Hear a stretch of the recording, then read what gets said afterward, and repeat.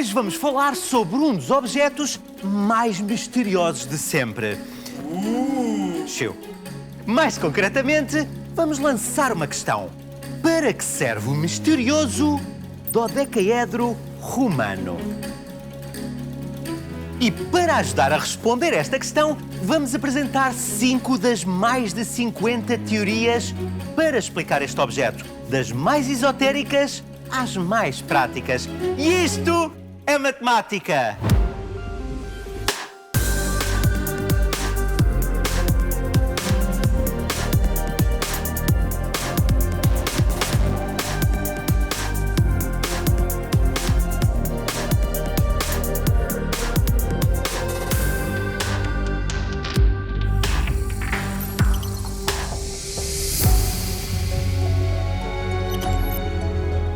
Olá, bem-vindos! Seguramente já lhe aconteceu esquecer-se de algo. As chaves de casa, por exemplo. Se não nos esquecemos delas dentro de casa, não há problema. Basta voltar atrás para as ir buscar. O problema é que às vezes esquecemos de algo e ficamos com a sensação que jamais conseguiremos recuperar. A lenga-lenga com que a nossa avó nos entretinha, a receita de filhós da família ou aquelas fotos da primeira namorada que ficaram no disco rígido que foi para formatar. É um pouco como deixar cair uma joia preciosa nas profundezas do oceano, só que, neste caso, ela cai nas profundezas do tempo. Do tempo que passou e já não volta.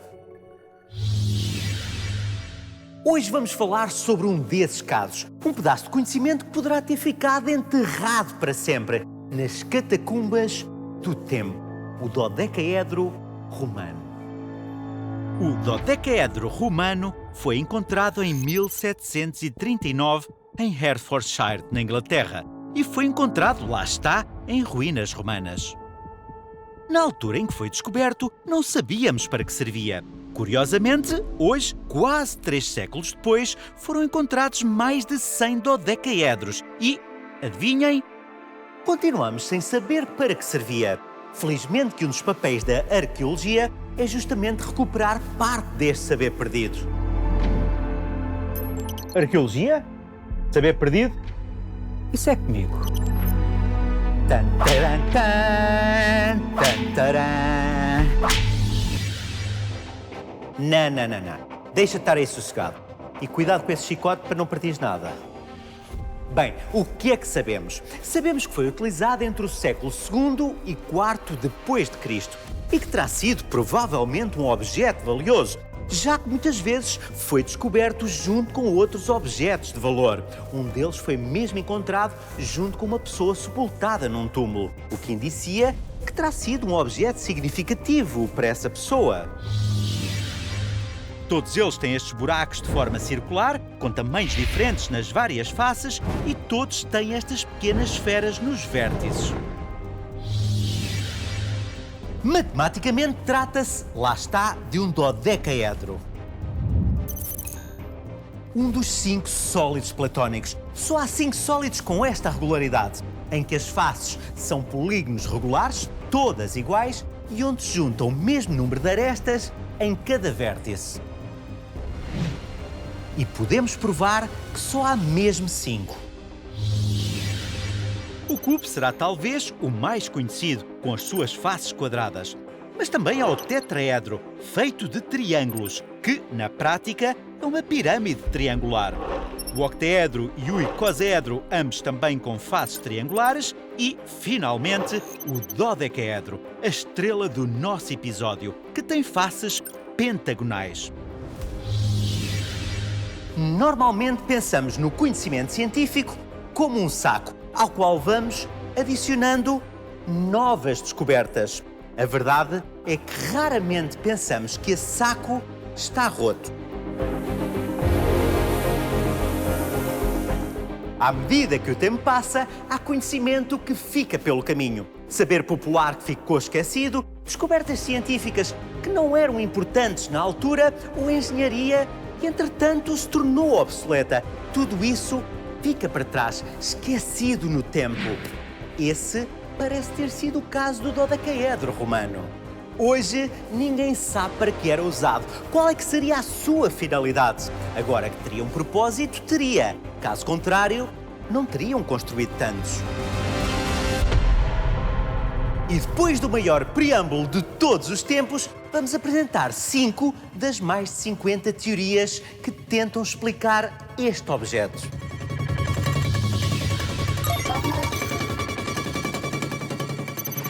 A nossa primeira teoria é que o dodecaedro seria um dado de jogar.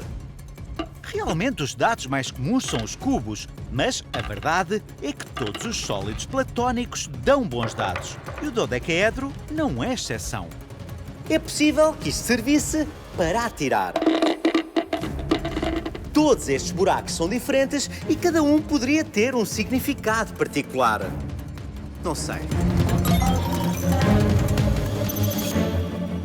Há quem diga que o dodecaedro era um objeto místico. Na antiguidade, todos os elementos tinham sólidos platónicos associados. O cubo estava associado à terra, o icosaedro à água, o octaedro ao ar e, finalmente, o tetaedro estava associado ao fogo. Já o dodecaedro não tinha nenhum elemento associado, já que não existia um quinto elemento. Eu não entro nesse filme, isso é o Bruce Willis. O dodecaedro era visto como uma espécie de estrutura, um modelo que Deus teria usado para criar o universo. Assim sendo, não é estranho que ele fosse visto como um objeto de culto, ou pelo menos um objeto místico.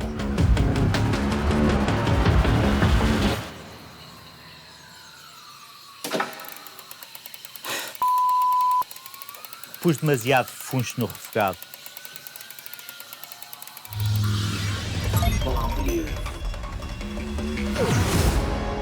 Há também quem ache que serviria para detectar moedas falsas. Cada buraco corresponderia a um tipo de moeda existente. A ideia era colocar aqui uma moeda para verificar o seu diâmetro. Se não passasse ou ficasse com demasiada folga, a moeda era falsa. Uma pergunta: será que alguém já comparou realmente o diâmetro das moedas da época aqui com estes buracos? Não sei.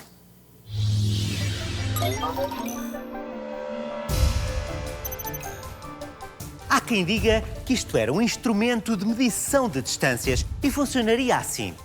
Nós escolhemos 2 buracos opostos e espreitamos pelo mais pequeno. Depois ajustamos a distância até que as 2 circunferências coincidam. Teoricamente, se enquadrarmos ao longe um qualquer objeto dentro desse círculo, podemos determinar a distância a que esse objeto está de nós. Ou seja, isto poderia ter sido usado como um instrumento de guerra.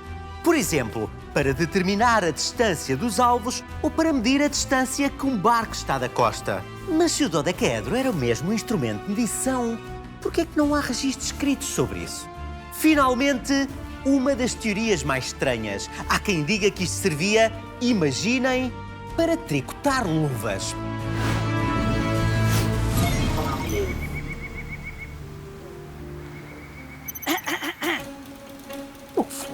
A aventura arqueológica, por vezes, faz fresquinho. Principalmente se incluir salteamentos. Cada um destes buracos corresponde a um dos dedos e estas bolinhas serviam para segurar as malhas. No entanto, por mais estranho que pareça, esta teoria é uma das mais credíveis. Não só parece funcionar, como entretanto se constatou que todos estes objetos foram encontrados em zonas mais a norte do antigo Império Romano, ou seja, em zonas mais frias. Medidor de tubos de rega, pisa-papéis, candelabro ou instrumento para detectar a altura correta para as sementeiras. Há teorias para tudo. Pode ser que nunca venhamos a descobrir para que é que os romanos utilizavam isto, mas também pode ser que um dia destes alguém descubra. Se tem uma teoria para isto, deixe um comentário nas nossas redes sociais. Até porque estes mistérios por resolver fazem-me cócegas nos neurónios. E isto é matemática! Haha! Saltei-lhe o bordão! Embrulha!